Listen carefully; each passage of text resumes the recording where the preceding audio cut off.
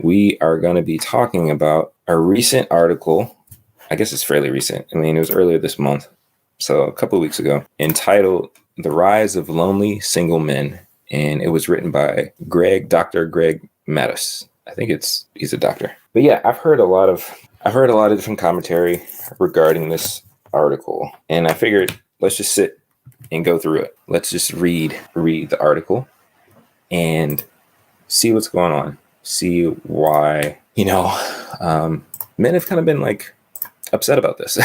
Like, I guess I get it. Like, from face value, I sort of understand why we as men should be upset. Oh, that's so much better. Okay. Upset about this article. But once I read it, I didn't feel bad about it. So again, the title of the article is "The Rise of Lonely Single Men. Men Need to Address Their Deficits to Meet Healthier Relationship Expectations." And this came out August 9th, 2022. Psychology Today, and is written by Greg Mattis, Psych D. All right, so here are the key points. The key points are: dating opportunities for heterosexual men are diminishing as relationship standards rise. Men represent approximately 62% of dating app users. That's kind of sucks. Lowering their chances for matches. Men need to address skills deficits to meet healthier relationship expectations. All right, here we go. Younger and middle-aged men are the loneliest they've been in generations, and it's probably going to get worse. All right, yeah, I get it. Like, that in itself is that in itself is kind of depressing. But let's keep going. This is not my typical rosy view of relationships, but a reality nonetheless. Over the last 30 years, men have become a larger portion of that growing group of long-term single people. And while you don't actually need to be in a relationship to be happy, men typically are happier and healthier when partnered. And there's research and stuff that's been done about this. And I mean, even corporations know this. Like, they're more interested in hiring men that are married and in serious relationships because typically you get more work and commitment and consistency for men who are providing for their family. So if corporations and employers know that, I don't think there's like anything wrong about that statement. And here we continue. Here are 3 broad trends in the relationship landscape that suggest heterosexual men are in for a rough road ahead. Dating apps. Whether you're just starting to date or you're recently divorced and dating again, dating apps are a huge driver of new romantic connections in the United States. The only problem is that upwards of 62% of users are men, and many women are overwhelmed by the number of options they have. Competition in online dating is fierce, and lucky in-person chance encounters with dreamy partners are rarer than ever. That does definitely suck. I mean, I get it, especially with COVID. And again, I understand, like, one, I'm married, so I'm not necessarily out dating, looking for going on dates or anything like that. I'm not looking for romantic relationships. I'm working and building on the one that I'm currently in. But it does suck that, especially with a lot of the things that's been happening, so many people are transitioning away from in-person activities. So it seems like the only way that you can meet people is online. But I mean, I don't know, just my thought. I feel like there's so many other ways that you can meet women without a specific dating app. Like, you can create relationships through social media and things like that, or even using programs like Meetup. So even if it is a small group activity or a virtual meetup online, you can find women who have similar interests and stuff like you, stuff that you would, I would assume, typically do if you were dating in real life. You would go to places that you're interested in and look for women who that you feel compatible with. It's not all about, like, I'm only trying to hook up. Like, no, you should be trying to develop actual relationships with women. You should actually be trying to create a connection with somebody that you care about and not just thinking about smashing at the end of the day. Next thing, relationship standards. With so many options, it's not surprising that women are increasingly selective. I do a live TikTok show, A Better Love Project, and speak with hundreds of audience members every week. I hear reoccurring dating themes from women between the ages of 25 and 45. They prefer men who are emotionally available, who are good communicators, and who share their values. I'm just going to keep reading. I'm going to come back to some of this stuff. All right. Skill deficits. For men, this means a relationship skills gap.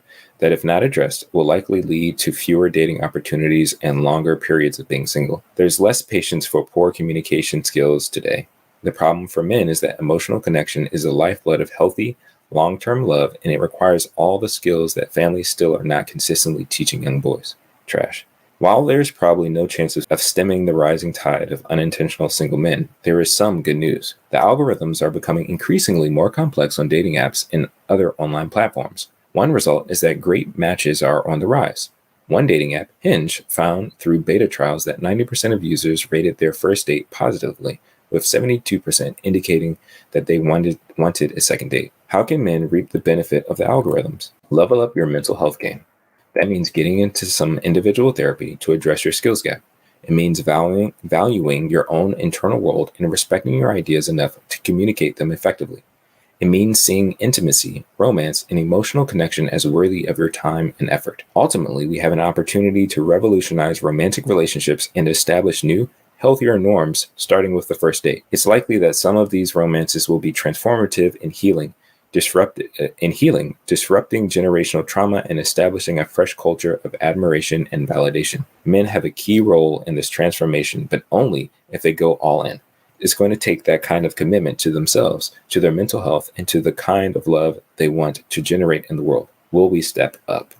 Okay, so again, the first time I read this article, I thought it was a really good article. Like I didn't see anything wrong with this article. Like I don't know. I don't get it. But I understand that this guy got like death threats and people were like pushing back against him. And I get it. It's probably coming from incel, red pill kind of people, men who honestly don't want to take responsibility in becoming better men. I think that's sadly, I think that's the thing. Like they just don't want to do the work to become better. And it sucks though, because I feel like what he's talking about is very clear in regards to actionable steps that we can take to become better men. And it's the stuff that he's suggesting is actually going to help us to be like better human beings in general. Like when he talks about in relationship standards, he said in regards to the women that he's talked to on the show, they prefer men who are emotionally available, who are good communicators, and who share their values. So those two things, becoming more emotionally available and becoming a good communicator, why is that a bad thing?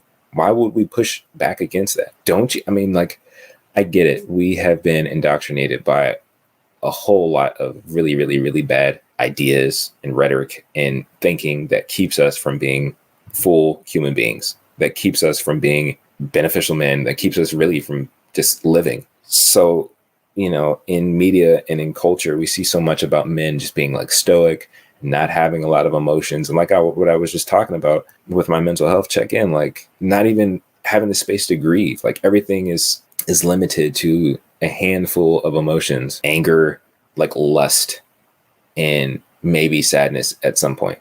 But there's the emotional spectrum of a normal, healthy human being is so much broader than that. But we've been indoctrinated and like cultured into thinking that's not okay. We've been conformed into this image that keeps us from being who we're supposed to be, which is just human. So why would we push back against this? Why would you push back from learning how to become more emotionally available?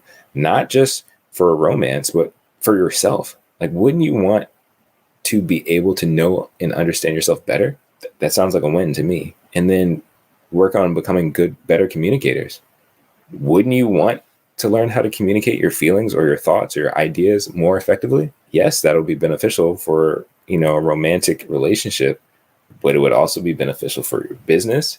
If you're, working at a company or running your own business, it would be helpful defending yourself in situations like if you're in court or whatever, being able to communicate your ideas, being able to communicate your thoughts, being able to communicate your feelings, just communicating in general would be better, would be more beneficial for us as men, particularly as Black men, because we're already looked at as stupid. We're already looked at as ignorant and violent and all of these negative stereotypes. Why wouldn't we see this as an opportunity to change that image, to change ourselves, to grow? Yeah, I don't know. I didn't see the I don't see the reason for the pushback. I mean, I think overall, like, even though at the start of the article, it seems very bleak. And I mean, I guess it is, because we're really given two options.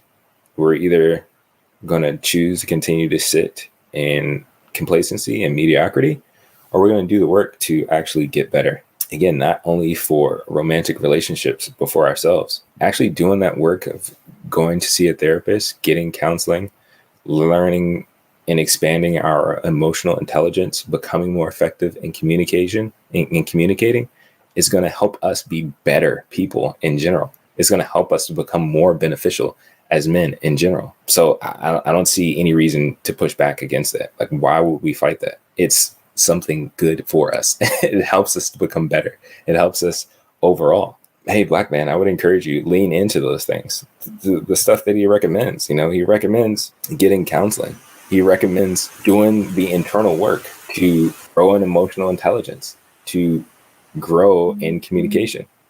All of those things are good. Don't run away from that. It may be hard because we haven't been encouraged to do that for a very long time. Like he mentions in the article, in the skills deficits paragraph, the problem for men is that emotional connection is the lifeblood of healthy long-term love, and it requires all the skills that families still are not consistently teaching young boys. That sucks. And I mean, I think it sucks for women who are looking for relationships, but it's so imbalanced.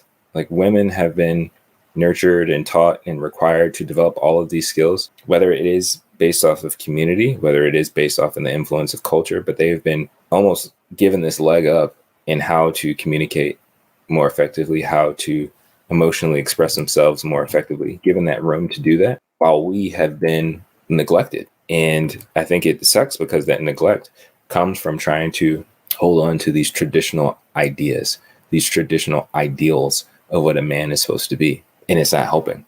It's not helping us move forward. It's not helping our community. It's not benefiting anybody besides trying to keep this old traditional idea alive. It sucks. And it sucks. It sucks really bad.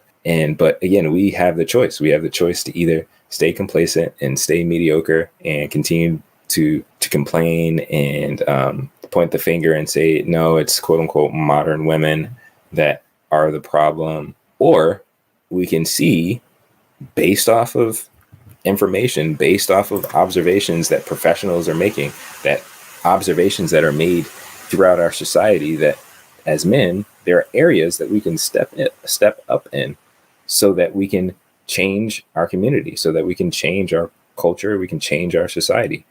Really just focusing on mental health, emotional intelligence, and, doing the work of becoming more effective communicators. These could be considered quote unquote soft skills. We need them too, and we can develop them. There's so many resources out there available, even low key, even though this podcast is focused on helping us to develop that. Like these are things that I know I want to develop too. And of course, that's what I'm trying to share on this podcast. And with all I do, make something content, trying to share more things that can help us become more beneficial men. Two choices: remain mediocre and then continue to increase this loneliness statistic, like continue to keep that going, or we can do the work to make that percentage smaller.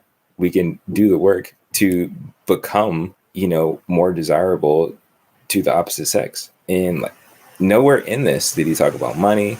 Nowhere in this did he talk about fitness. Nowhere in this did he talk about what kind of car you drive. It was literally all like soft skills, our emotional intelligence, our mental health, and communicating. I don't know. Again, I don't see any issue with this article. To me, it is a charge to do the work of becoming a better man. That's all it is. It's a charge to do the work to become a beneficial man for myself and for my community. So I don't know. You can let me know your thoughts. Do you disagree with the article? Do you not think men need to step up to become healthier for relationships? I don't know. You let me know.